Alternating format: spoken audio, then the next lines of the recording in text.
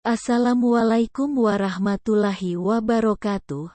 Halo teman-teman, kami dari kelompok Howard Gardner akan mempresentasikan hasil diskusi kelompok kami. Selamat menyimak. Anggota kelompok: Khairunisa, Nur Intan, Ananda Putri Kinanti, Rosa Oktaviani Kaswondo, Sylvia Gita Saputri. Banyak orang beranggapan bahwa cerdas memiliki arti pintar dan dinilai melalui nilai sekolah yang bagus atau dinilai melalui tes IQ yang tinggi. Hal ini membuat persepsi kecerdasan menjadi sempit. Padahal nilai bagus dan IQ yang tinggi tidak menjadi tolak ukur bagi kesuksesan anak di masa depan. Howard Gardner. Beliau lahir pada tahun 1943. Howard Gardner merupakan tokoh pendidikan dan psikologi terkenal yang mencetuskan teori tentang kecerdasan majemuk atau multiple intelligences. Mengungkapkan terdapat 9 kecerdasan anak atau yang dikenal dengan istilah kecerdasan majemuk. Teori bakat terkenal yang mencetuskan teori tentang kecerdasan majemuk atau multiple intelligences.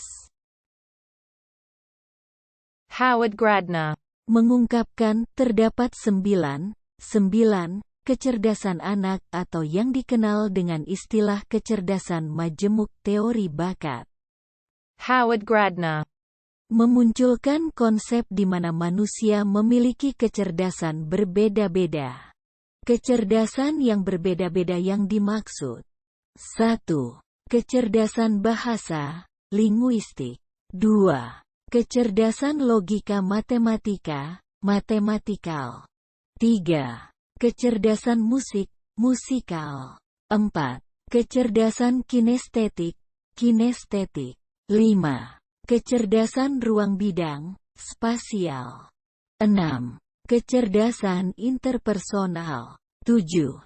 Kecerdasan intrapersonal. 8. Kecerdasan naturalistik. 9. Kecerdasan eksistensial. Kecerdasan bahasa, linguistik. Kemampuan mengelola kata dan bahasa. Komponen inti dari kecerdasan linguistik adalah kepekaan terhadap bunyi, struktur, makna, fungsi kata dan kalimat, serta bahasa. Kedua, kecerdasan logika matematika, matematikal. Kemampuan menggunakan logika terutama terkait dengan matematika. Menurut Howard Gardner, ada 2 fakta penting mengenai kecerdasan logika matematika. Ketiga, kecerdasan musik, musikal, kemampuan menciptakan musik. Kemampuan untuk mengembangkan, mengekspresikan, dan menikmati bentuk-bentuk musik dan suara. Keempat, kecerdasan kinestetik, kinestetik, kemampuan mengendalikan gerak tubuh.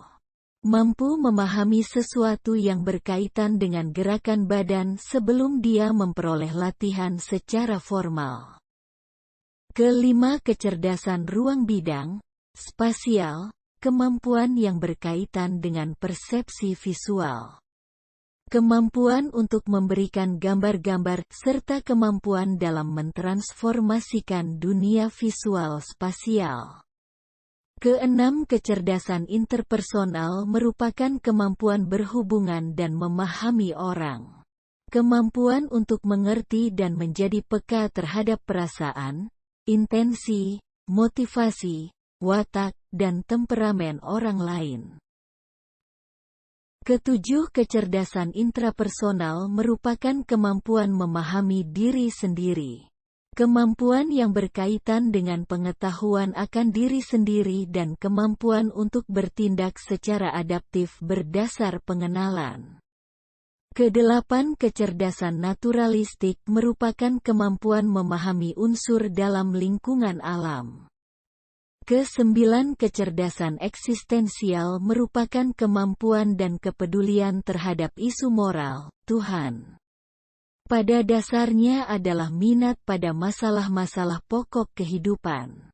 Kecerdasan ini mencakup kemampuan menempatkan diri dalam hubungan dengan jangkauan kosmos yang terjauh, yang tidak terhingga besarnya dan tidak terhingga kecilnya, dan kemampuan lain yang terkait, yakni menempatkan diri dalam hubungan dengan berbagai aspek eksistensial manusia, misalnya makna hidup, arti kematian, nasib dunia fisik dan psikologis, serta pengalaman mendalam. Refleksi pertama, anak dilahirkan membawa bakat yang baik, maka pendidikan adalah pengembangan bakat anak secara maksimal melalui pembiasaan, interaksi dengan alam, permainan. Pembelajaran berbasis alam merupakan salah satu media mengembangkan pendidikan bagi seluruh umat manusia dan semua dapat belajar dari alam semesta. Sehingga fitrah, potensi, manusia dapat berkembang dan tumbuh sesuai kompetensinya dengan belajar bersama alam. Keselarasan antara guru, anak didik, dan lingkungan yang akan mewujudkan pembelajaran. Refleksi kedua, saat berusia sekitar 5 tahun saya dan teman saya sedang bermain sepeda. Kami menggayuhkan sepeda dengan sangat cepat hingga di sebuah tikungan teman saya jatuh dan terlihat ada darah. Ketika itu saya panik karena teman saya menangis. Kemudian saya langsung meminta bantuan orang dewasa untuk membantu membawa teman saya pulang ke rumahnya. Cerita di atas merupakan contoh kecerdasan interpersonal yang bisa orang tua lihat adalah peka terhadap perasaan orang lain. Lihatlah bagaimana anak saling berinteraksi dengan anak-anak lainnya.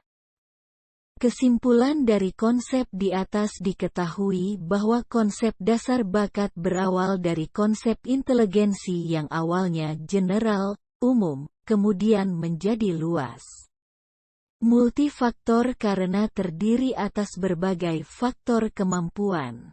Dimensinya juga semakin berkembang ke arah psikomotorik dan emosi.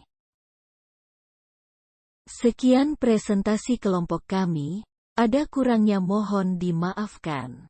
Terima kasih. Wassalamualaikum.